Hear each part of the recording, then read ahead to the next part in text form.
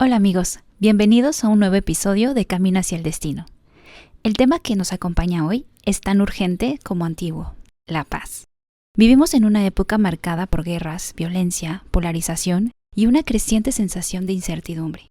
Basta abrir las noticias para encontrarnos con conflictos que parecen no tener fin. Frente a este escenario, el cuarto número de nuestra revista recoge una afirmación del Papa León XIV que puede sonar provocadora. La paz sigue siendo un bien difícil, pero posible. Pero, ¿qué significa realmente que la paz sea posible? ¿Dónde se construye? ¿Quién puede generar paz en un mundo que parece romperla constantemente? Probablemente la primera tentación es pensar que la paz depende únicamente de los gobiernos, de los acuerdos internacionales o de quienes tienen el poder para decidir el destino de los pueblos. Sin embargo, los contenidos de este episodio nos proponen mirar en otra dirección. En este episodio tenemos una entrevista muy especial. Oliverio González nos ayuda a descubrir cómo la paz se juega en la vida cotidiana, en la familia, en el trabajo, en la comunidad, en la manera de mirar al otro y reconocer que comparte nuestras mismas necesidades y deseos. Una paz que no nace de nuestras fuerzas, sino que necesita ser sostenida día a día. En nuestra recomendación de lectura, nos acercaremos a los escritos de Etty Hillesum, una mujer que vivió el horror de la Segunda Guerra Mundial y murió en un campo de concentración. Sus palabras siguen sorprendiendo porque, en medio de la violencia más extrema, descubrió que cada pequeño gesto de odio vuelve el mundo más inhabitable y que la verdadera batalla comienza en el corazón humano. Además, hoy estrenamos un nuevo segmento, revelado en 5 minutos. A través de la fotografía, Cristóbal Pineda nos invita a redescubrir la realidad. Porque fotografiar no consiste solamente en capturar imágenes, sino en aprender a mirar. ¿Qué buscamos cuando tomamos una foto? ¿Qué deseo se esconde detrás de esta atención a las cosas? ¿Y qué puede revelarnos la belleza de lo cotidiano? Tal vez la pregunta que atraviesa todo este episodio sea precisamente esta. Si la paz es un bien posible, ¿dónde empieza? Y la respuesta que encontraremos no apunta primero a los grandes acontecimientos de la historia, sino a la experiencia concreta de hombres y mujeres que, en medio de las circunstancias que les toca vivir, descubren una manera distinta de estar frente a la realidad. Así que comenzamos. Esto es Camino hacia el Destino, un podcast de Litere Communionis.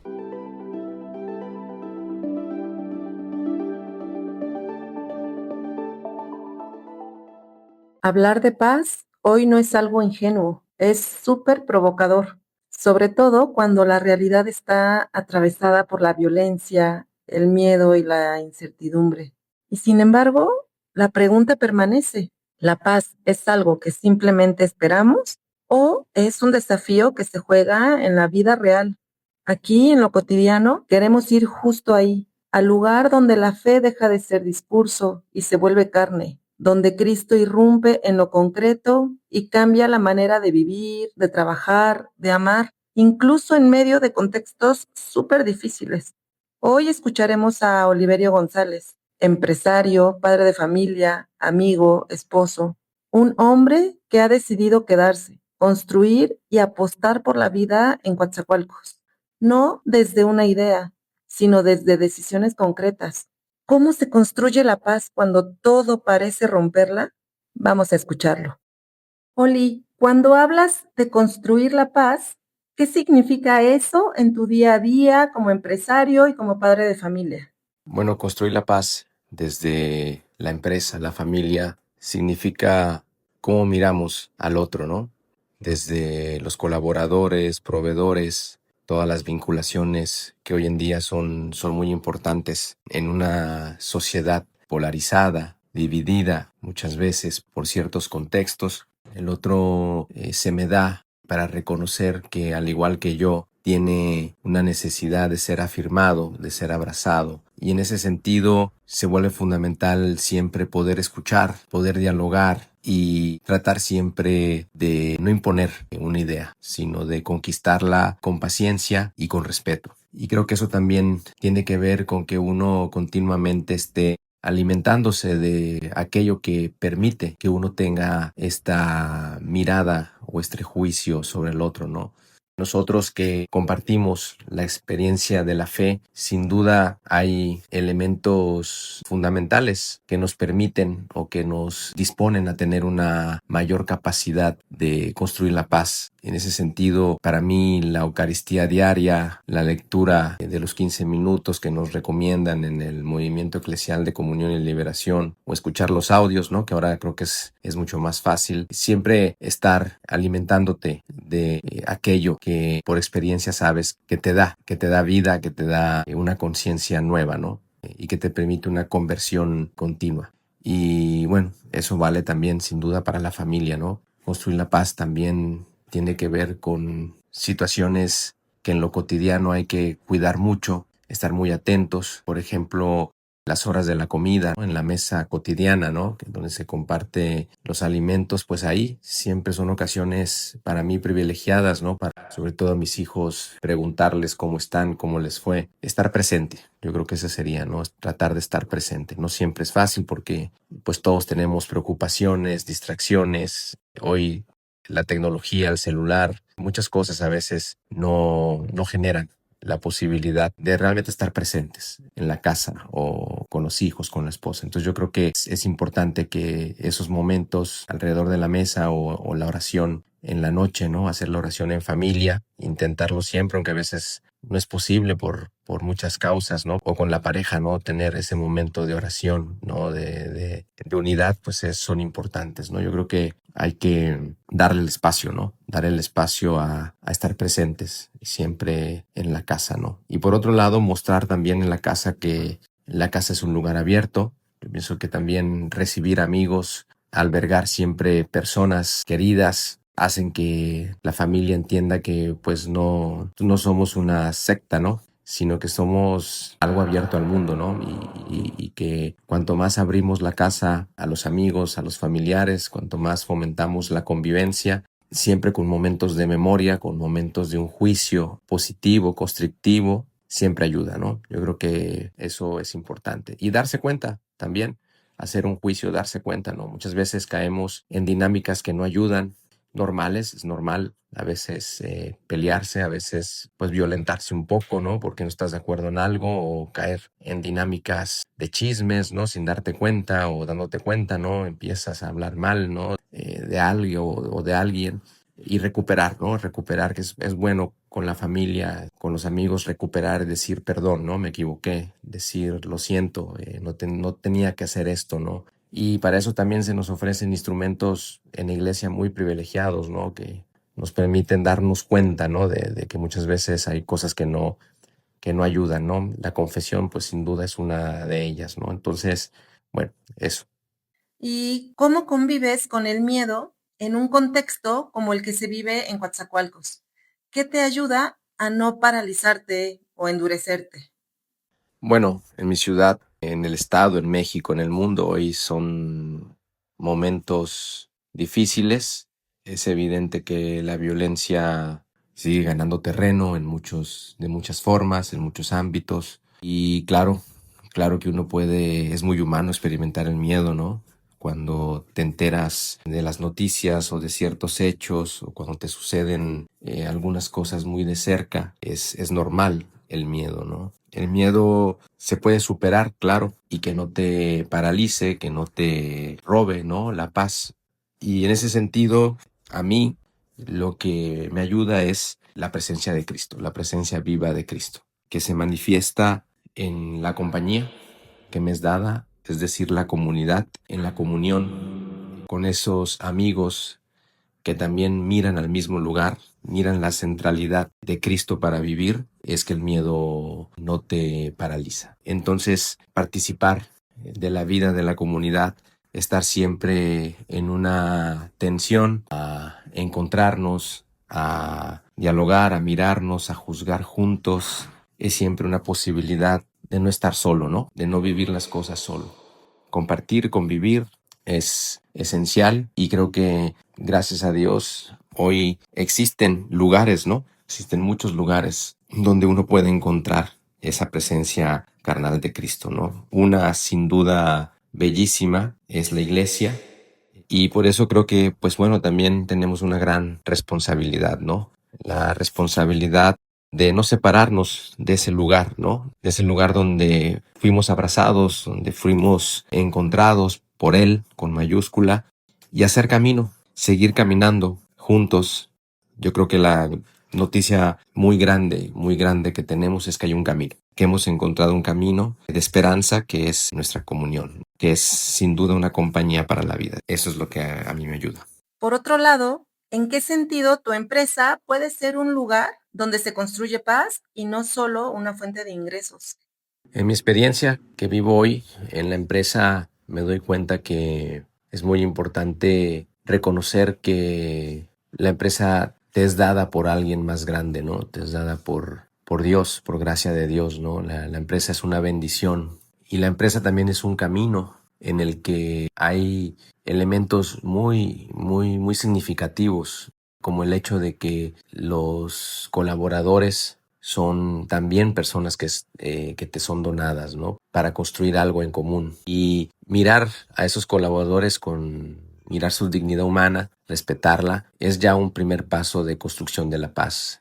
El hecho de que sus derechos sean respetados, es decir, salarios dignos, acceso a la salud, todo aquello que por ley pues les corresponde, que esté asegurado para ellos, para sus familias. Pero no solo eso no es todo, eso es algo elemental que tenemos que entender como una cuestión de responsabilidad, pero también se vuelve construcción de la paz cuando entiendes que pues también son una familia. Somos una familia en la que hay que acompañarnos, en la que hay que escucharnos, sostenernos también en momentos de dificultades. Es un gran espacio para reconocer qué es lo que más nos ayuda a crecer en la vida, ¿no? Y en eso pues hay muchos ejemplos, ¿no? Que nos pueden ayudar, ¿no? O sea, muchas veces hay que tener paciencia con algunos colaboradores, sobre todo cuando vienen de circunstancias difíciles o de contextos complicados. Hay que saber tener paciencia, acompañar.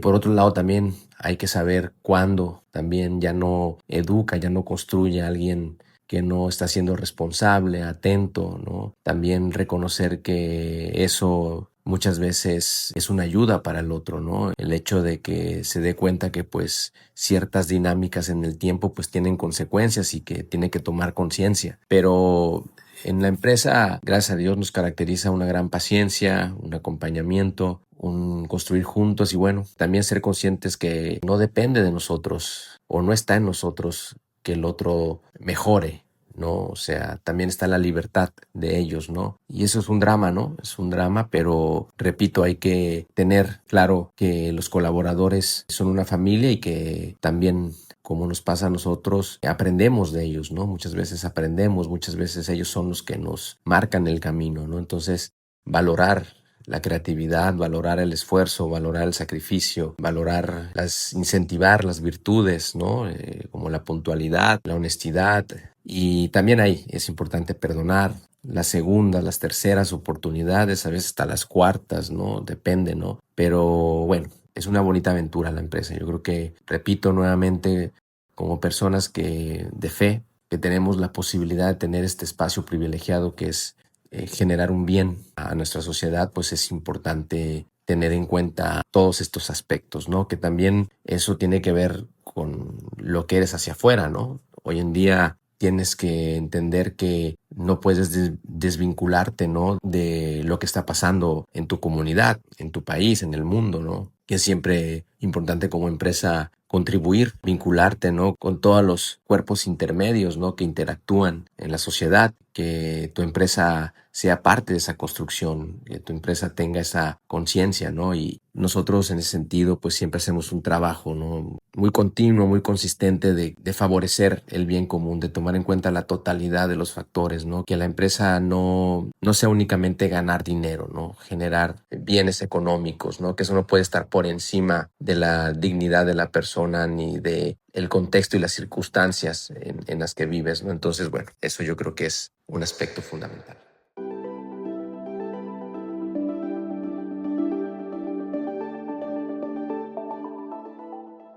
El 7 de septiembre de 1943, Eti Hillesum y su familia suben a un convoy hacia Polonia, destinación a Auschwitz. Eti consigue tirar una tarjeta postal por la ventana del tren, que fue encontrada en las vías y que se considera fue su último escrito. Iba dirigida a Christine von Noten, y dice: Cristine, abro la Biblia y encuentro esto. El Señor es mi alto refugio. Estoy sentada sobre mi mochila en medio de un vagón de mercancías lleno. Papá, mamá y Misha están unos vagones más adelante. La marcha es más bien inesperada a pesar de todo. Hemos dejado el campo cantando. Papá y mamá muy fuertes y tranquilos, y también Misha. Viajaremos por 3 días. Adiós de parte de nosotros los 4. Etty Hillesum morirá a los 27 años en el campo de concentración de Auschwitz. Una vida intensa y apasionada. Una vida como también podemos haber vivido nosotros. Sus afectos, sus dificultades y sus confusiones. Ella decidió en julio del 1942 ir al campo de Westerbork en las afueras de Ámsterdam. Era un campo creado en 1939 por las autoridades holandesas para recibir a los migrantes judíos que escapaban de Alemania. En ese momento, en julio, pasa a mano de los alemanes y se convierte de esta forma en un campo de tránsito de seguridad pública.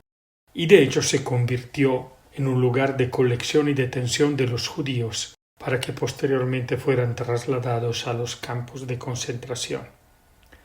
Etty decide participar de acuerdo con el Consejo Judío de Ámsterdam para ayudar a los que, como trabajadora social, a las personas refugiadas en él, y de hecho por algún tiempo puede entrar y salir.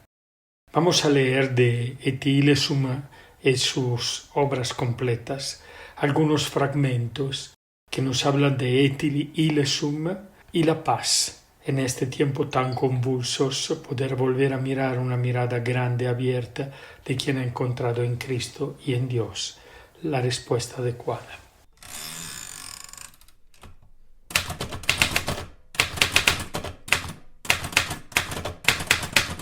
Cuaderno 10, viernes 3 de julio de 1942. Pero nosotros lo llevamos todo en nuestro interior y las circunstancias no son nunca lo más determinante. Al fin y al cabo siempre habrá circunstancias, buenas y malas. Y debemos aceptar la existencia de estas circunstancias, de las buenas y de las malas, lo que no quita para que uno no pueda dedicar su vida a mejorar las malas. Pero hay que saber por qué se lucha y empezar por uno mismo, empezar todos los días por uno mismo. Cuaderno 11, miércoles 23 de septiembre de 1942. Esta es la única posibilidad, no veo otra, que cada uno de nosotros se vuelva hacia sí mismo y elimine y destruya de su interior aquello que cree que debe eliminar de los demás. Hemos de ser conscientes de que cada átomo de odio que añadamos al mundo lo hará más inhóspito de lo que ya es. Cuaderno 9, lunes 8 de junio de 1942. Jesús podía estar lleno de cólera. Miraba encolerizado a su alrededor, triste por el endurecimiento de sus corazones. Pero cuidado, era una cólera mezclada con dolor. Él estaba triste. Esta es la diferencia entre la cólera legítima y la cólera ilegítima. Cuando tiene un fondo de dolor moral, de sufrimiento moral y no de resentimiento personal. Nuestra cólera es buena, valiosa, sana. Cuaderno 5, 27 de febrero de 1942. A pesar de todo el sufrimiento y la injusticia, no puedo odiar a la gente. Lo espantoso es que los sistemas se sitúen por encima de las personas y con sus satánicas garras aprisionen tanto a los creadores como a las víctimas del sistema. Cuaderno 10, 4 de julio de 1942. Una cosa estoy segura. Hay que aumentar las reservas de amor en este mundo. Cualquier pizca de odio que se añada al exceso de odio ya existente hará que este mundo sea mucho más inhóspito e inhabitable. Cuaderno 10, sábado 24 de julio de 1942. Él dice: Son tiempos en los que hay que aplicar la máxima ama a tu enemigo. Y si nosotros lo decimos, también debemos de creer que es posible, ¿no? Cuaderno 11, 20 de septiembre de 1942. Después de esta guerra, dos corrientes recorrerán el mundo, una corriente de humanismo y otra de odio. Y en ese momento lo supe, combatiré el odio. Carta a los hermanos de La Haya, Ámsterdam, finales de diciembre de 1942. Sé que los odian y tienen buenas razones para hacerlo. Pero, ¿por qué habríamos de elegir el camino fácil y cómodo? En el campo sentí claramente que cada átomo de odio que añadimos al mundo solo sirve para hacerlo más hostil de lo que ya es. Carta a dos hermanas de La Haya, Ámsterdam, finales de diciembre de 1942. Y asimismo creo, quizá de forma ingenua, aunque también tenaz, que esta tierra solo volverá a ser un poco más habitable gracias a ese amor sobre el que el judío Pablo escribió una vez a los habitantes de la ciudad de Corinto, en el 13º capítulo de su primera carta.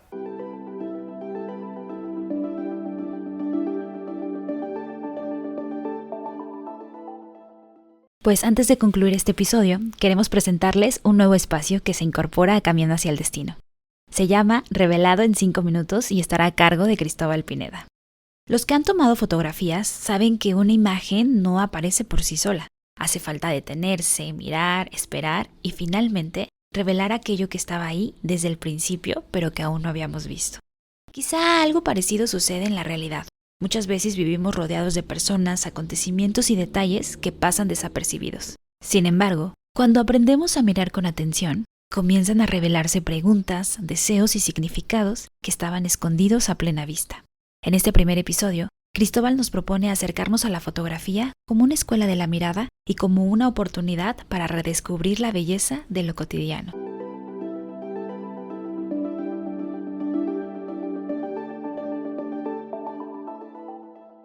Hola amigos, qué gusto me da poder compartir en este podcast una pequeña cápsula que hemos titulado Revelado en 5 minutos.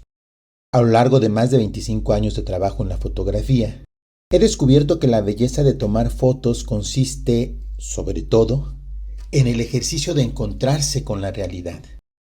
Detener un instante del tiempo en una imagen y después poderlo compartir. Quizá por eso a todos nos gusta agarrar la cámara y tomar fotos. En este acto tan sencillo y que hoy por hoy es tan accesible, se manifiestan dos características de lo humano. Por una parte, la búsqueda de lo real y de lo verdadero, y por otra el deseo de infinito al querer conservar un instante en el tiempo. Esta cápsula pretende ser una invitación para que todos nos animemos a entrar en este mundo fascinante de la fotografía y ejerzamos el no menos fascinante encuentro con la realidad a través de la lente. Cuando decides tomar fotos, abres los ojos y vas descubriendo datos de la realidad que antes no conocías, inclusive datos de uno mismo. En esta época, la tecnología nos ha puesto al alcance la posibilidad de capturar muchos momentos de la vida a través de la cámara del celular. Y quizá también esta posibilidad ha hecho que la fotografía se convierta en algo banal, en algo cotidiano sin sentido.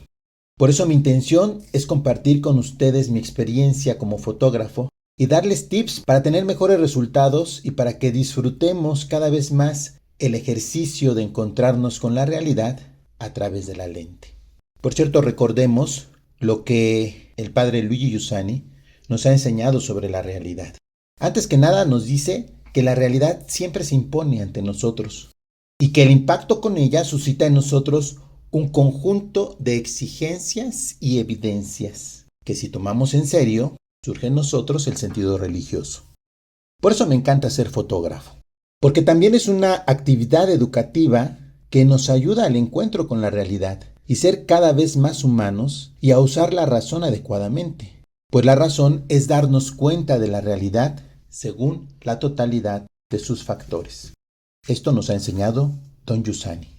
Tomar fotos nos ayuda a descubrir la realidad y a encontrarnos con la belleza de los paisajes de la naturaleza, por ejemplo, pero también a encontrarnos con lo cotidiano, mirándolo con más sentido. Por ejemplo, la mesa servida en el desayuno, o los zapatos tirados bajo la cama, o la llanta del coche esperando ser cambiada, etcétera, etcétera. Tantos detalles de lo cotidiano que en una imagen nos pueden llevar a reconocer nuestro deseo de infinito.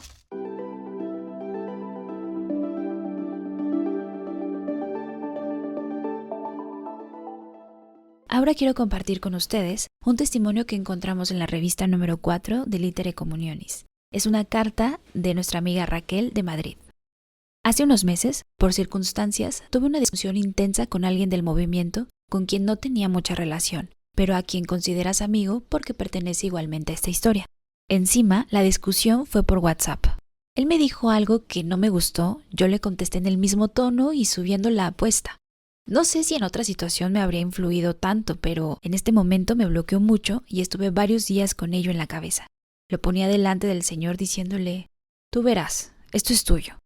A los pocos días fue la misa del movimiento para rezar por la paz y estuvo Alberto Ortega, nuncio de Venezuela. Yo lo escuchaba pensando que podíamos estar los dos, este amigo con el que discutí y yo, en esa misma misa rezando por la paz en el mundo y me preguntaba, ¿y nosotros? ¿Qué hacemos nosotros peleados y rezando por la paz de otros? A los pocos días, mientras estaba cocinando, me acordé del encuentro del meeting sobre los 19 argelinos asesinados por su fe y lo puse para escucharlo. Allí había un obispo que, ante el asesino, decía, Señor, no te puedo pedir que le mates, pero te puedo pedir que le desarmes. Por favor, desármale y desármame. Esta petición se quedó resonando en mi cabeza durante días y cada vez que me acordaba lo repetía. En ese momento empecé a encontrarme con la misericordia del Señor, para mirarle a Él y para mirarme a mí. Pasaron algunos días más y cuando me encontraba a esta persona la evitaba, porque seguía sin perdonarle, hasta que nos volvimos a encontrar en el funeral de un amigo. Ahora ya no rezábamos juntos por la paz en la otra parte del mundo, sino que rezábamos por un amigo en común. Y me di cuenta de que siempre habría más cosas que nos unen que las que nos podrían separar, que había un vínculo mayor, incluso sin ser amigos íntimos, que nuestra miseria y lo que pudiéramos o no decirnos. Entonces fue cuando entró el perdón. Más tarde me encontré con él en el retiro de Cuaresma. Desde el funeral había tenido la necesidad de pedirle perdón. Pensé en llamarle o escribirle, pero prefería decírselo en persona. Así que aproveché ese momento para acercarme y pedirle perdón. Nos pedimos perdón mutuamente, en un gesto sencillo, sin más, pero por fin vino la paz que pedí en la misa del movimiento y que yo necesitaba. En el retiro me di cuenta de que todo este recorrido había sucedido por gracia del Señor, que había acontecido, y también por pura necesidad e incapacidad mía para resolver el asunto dentro de mí, que me hizo ponerlo delante de Cristo y que me permitió no dejar pasar la herida que me había causado la realidad. Este hecho me ha obligado a hacer un camino sobre el que puedo volver.